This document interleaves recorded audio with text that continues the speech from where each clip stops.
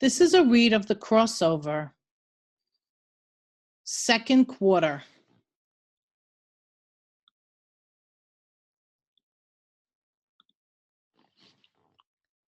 Conversation. Hey, JB, I played a pickup game at the rec today. At first, the older guys laughed and wouldn't let me in unless I could hit from half court. Of course, I did, all net. I wait for JB to say something, but he just smiles, his eyes all moony. I showed them guys how the Bells ball. I scored 14 points. They told me I should try out for junior varsity next year because I got hops. JB, are you listening? JB nods, his fingers tapping away on the computer, chatting probably with Miss Sweet Tea. I told the big guys about you too. They said we could come back and run with them anytime. What do you think about that? Hello, Earth to JB. Even though I know he hears me, the only thing JB is listening to is the sound of his heart bouncing on the chord of love.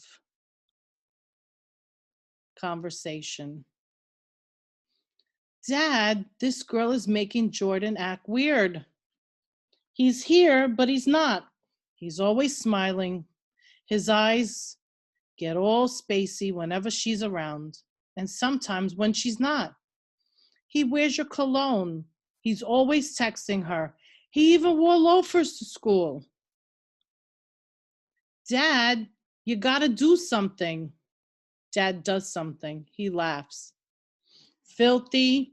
Talking to your brother right now would be like pushing water uphill with a rake, son.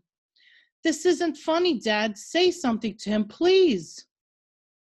Filthy, if some girl done locked up JB, he's going to jail. Now let's go get some donuts. Basketball rule number 5. When you stop playing your game, you've already lost. Show off. Up by 16 with 6 seconds showing, JB smiles, then struts, sidestep, stutters, spins, and sinks. A sick, slick, sliding, sweet 7-foot shot. What a show off. Out of control. Are you kidding me? Come on, ref, open your eyes. Ray Charles could have seen that kid walk. Call the traveling violation. You guys are terrible. Mom wasn't at the game tonight, which meant that all night Dad was free to yell at the officials, which he did. Mom calls me into the kitchen. After we got home from beating St. Francis, normally she wants me to sample the macaroni and cheese to make sure it's cheesy enough, or the oven-baked fried chicken to make sure it's not greasy and stuff. But today, on the table is some gross-looking orange creamy dip with brown specks in it. A tray of pita bread triangles is beside it. Maybe Mom is having one of her book club meetings. Sit down, she says. I sit as far away from the dip as possible. Maybe the chicken is in the oven. Where's your brother, she asks. Probably on the phone with that girl. She hands me a pita. No thanks, I say, then stand up to leave. But she gives me a look that tells me she's not finished with me. Maybe the mac's in the oven. We've talked to you two about your grandfather, she says. He was a good man. I'm sorry you never got to meet him, Josh. Me too. He looked cool in his uniforms. That man was way past cool. Dad said he used to curse a lot and talk about the war. Mom's laugh is short, then she's serious again. I know we told you Grandpop died after a fall, but the truth is he fell because he had a stroke. He had a heart disease. Too many years of bad eating and not taking care of himself, and so, what does this have to do with anything, I ask? Even though I think I already know. Well, our family has a history of heart problems, she says. So we're going to start eating better, especially Dad. And we're going to start tonight with some hummus and pita bread. For my victory dinner, Josh, we're going to try to lay off the fried food and Golden Dragon. And when your dad takes you to the recreation center, no Pollards or Krispy Kreme afterwards. Understand? And I understand more than she thinks I do. But is hummus really the answer? 35-18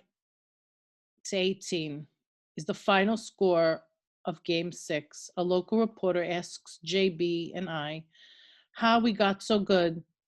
Dad screams from behind us. They learned it from the man. The crowd of parents and students behind us laughs. On the way home, Dad asks if we should stop at Pollard's. I tell him I'm not hungry. Plus, I have a lot of homework. Even though I skipped lunch today and finished my homework during halftime. Too good.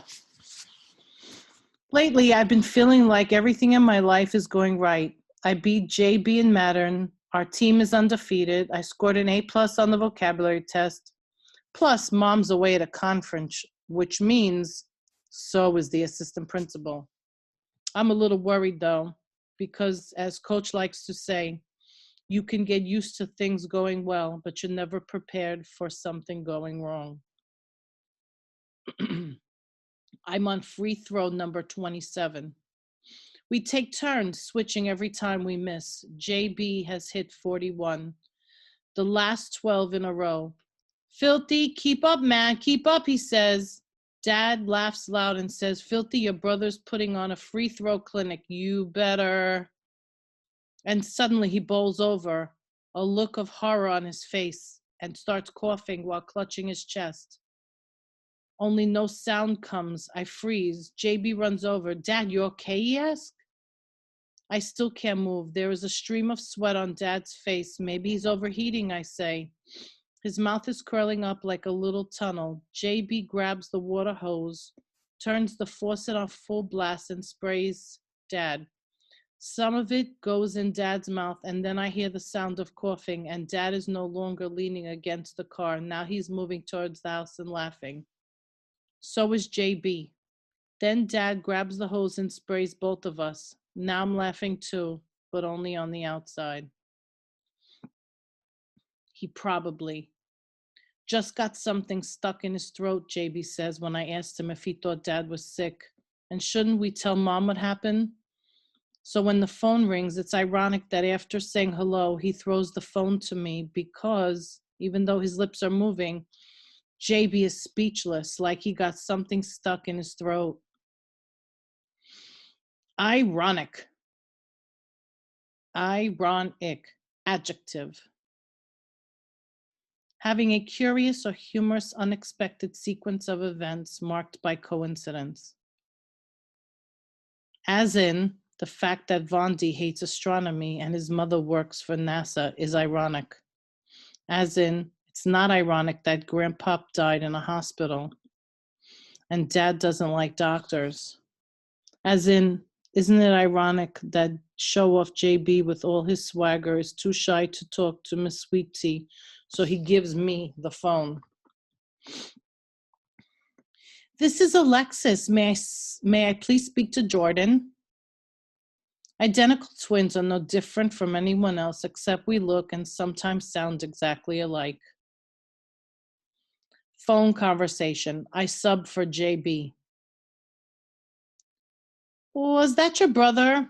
Yep, that was Josh. I'm JB. I know who you are, silly. I called you. Right. You have any siblings, Alexis? 2 sisters. I'm the youngest and the prettiest. You haven't seen them. I don't need to. That's sweet. Sweet as a pomegranate. Okay, that was random. That's me. Jordan, can I ask you something? Yep. Did you get my text? Yeah. So what's your answer? My answer, I don't know. Stop being silly, Jordan. I'm not. Then tell me your answer. Are y'all rich? I don't know. Didn't your dad play in the NBA? No, he played in Italy. But still, he made a lot of money, right? It's not like we're opulent. Who says opulent? I do. You never use big words like that at school. I have a reputation to uphold. Is he cool? Who? Your dad. Very. So when are you going to introduce me? Introduce you to your parents? I'm waiting for the right moment, which is when. Uh, so am I your girlfriend or not? Can you hold on for a sec? Sure, she says. Cover the mouthpiece. JB mouths to me. I do, then whisper to him. She wants to know, are you her boyfriend? And when are you going to introduce her to mom and dad? What should I tell her, JB? Tell her, yeah, I guess, I don't know. I gotta pee, JB says, running out of the room, leaving me still in his shoes. Okay, I'm back, Alexis. So what's the verdict, Jordan? Do you want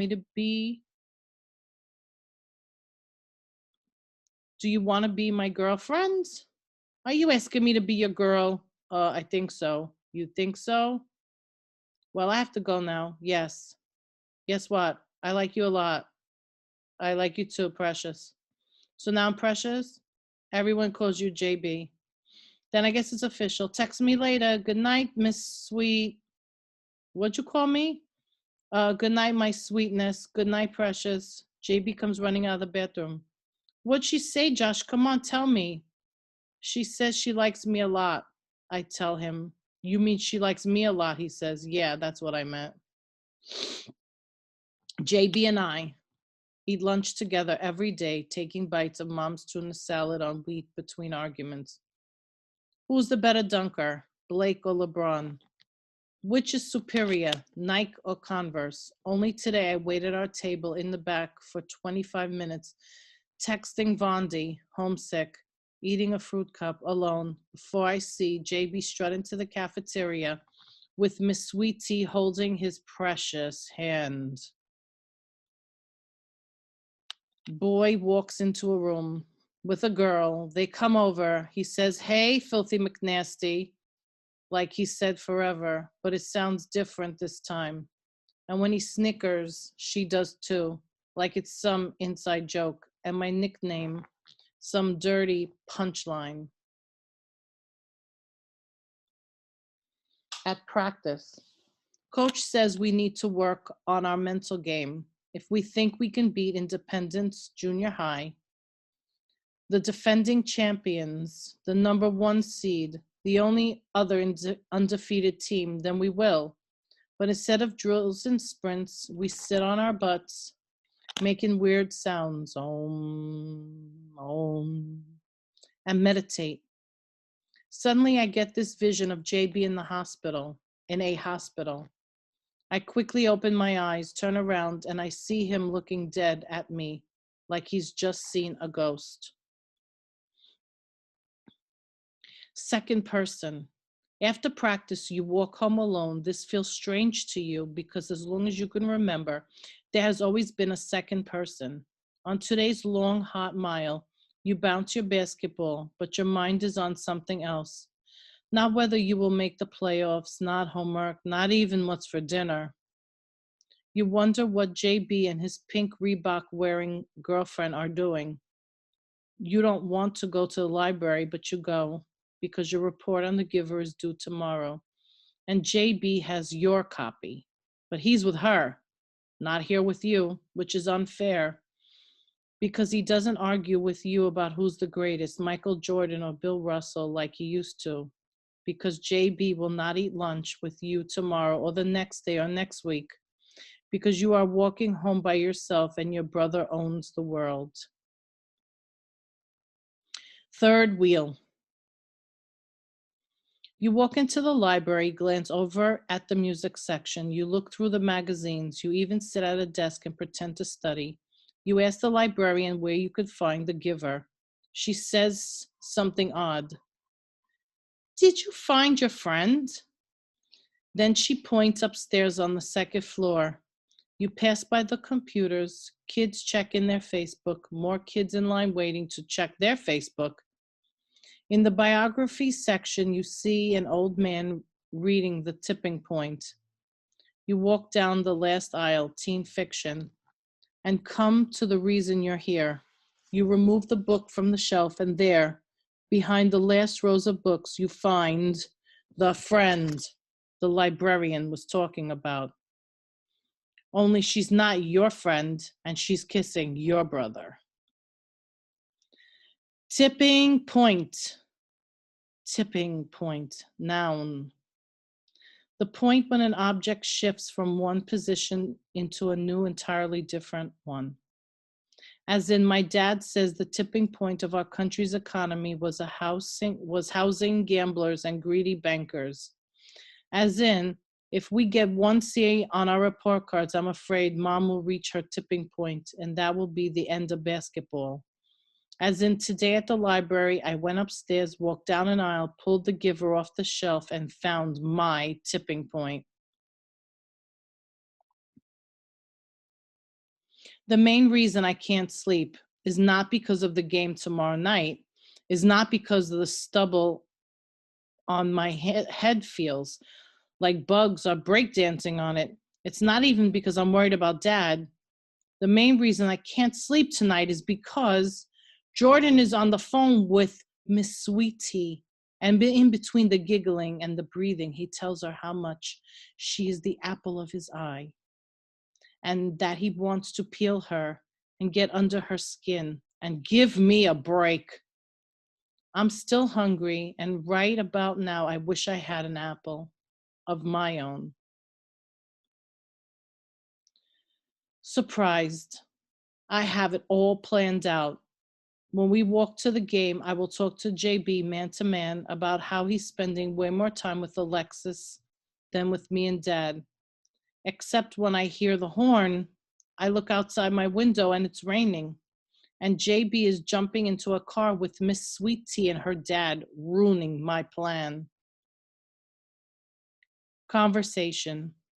In the car, I ask Dad if going to the doctor will kill him. He tells me he doesn't trust doctors and that my grandfather did, and look at where it got him. 6 feet under at 45. But Mom says your dad was really sick, I tell him, and Dad just rolls his eyes, so I try something different. I tell him that just because your teammates get fouled on a layup doesn't mean you shouldn't ever drive to that lane again. He looks at me and laughs so loud we almost don't hear the flashing blues behind us. Game time, 6 p.m. At 5:28, a cop pulls us over because Dad has a broken taillight. At 5:30, the officer approaches our car and asks Dad for his driver's license and registration. At 5:32, the team leaves the locker room and pre-game warm-ups begin without me. At 5:34, Dad explains to the officer that his license is in his wallet, which is in his jacket at home. At 5:37, Dad says, "Look, sir, my name is Chuck Bell, and I'm just trying to get my boy to his basketball game." At 5:47, while Coach leads the Wildcats in team prayer, I pray Dad won't get arrested. At 5:48, the cop smiles after verifying Dad's identity on Google and says, "You the man." At 5:50, Dad autographs a Krispy Kreme napkin for the officer and gets a warning for his broken taillight. At 6:01, we arrive at the game, but on my sprint into the gym, I slip and fall in the mud. This is my second year playing for the Reggie Lewis Wildcats, and I've started every game until tonight when Coach tells me to go get cleaned up and then find a seat on the bench. When I try to tell him it wasn't my fault, he doesn't want to hear about sirens and broken taillights. "Josh, better an hour too soon than a minute too late," he says, turning his attention back to JB and the guys on the court, all of whom are pointing and laughing at me. Basketball rule number 6. A great team has a good scorer with a teammate who's on point and ready to assist. Josh's play-by-play. At the beginning of the second half, we're up 23-12. I enter the game for the first time. I'm just happy to be back on the floor. When my brother and I are on the court together, our team is unstoppable, unfadable, and yes, undefeated. JB brings the ball up the court, passes the ball to Vondi. He shoots it back to JB. I call for the ball. JB finds me in the corner. I know y'all think it's time for the pick and roll, but I got something else in mind. I get the ball on the left side. JP is setting the pick. Here it comes. I roll to his right. The double team is on me, leaving JB free. He's got his hands in the air looking for the dish from me. Dad likes to say, when Jordan Bell is open, you could take his 3 to the bank. Cash it in, because it's all money. Tonight I'm going for broke. I see JB still wide open. McDonald's drive-thru open, but I got my own plans. The double team is still on me like feathers on a bird. Ever see an eagle soar so high, so fly? Me and my wings are. And that's when I remember my wings are gone. Coach Hawkins is out of his seat. Dad is on his feet screaming. JB screaming. The crowd is screaming. Filthy, pass the ball. The shot clock is at 5. I dribble out of the double team. 4, everything comes to a head. 3, I see Jordan. 2, you want it that bad? Here you go. 1, before. Today I walk into the gym covered in more dirt than a chimney. When JB screams filthy McNasty, the whole team laughs, even coach. Then I get benched for the entire first half for being late. Today, I watch as we take a big lead and JB makes 4 threes in a row.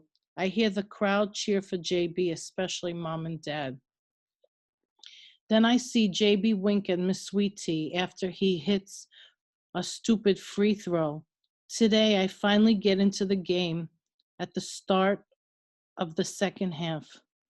JB sets a wicked pick for me, just like coach showed us in practice. And I get double teamed on the roll, just like we expect.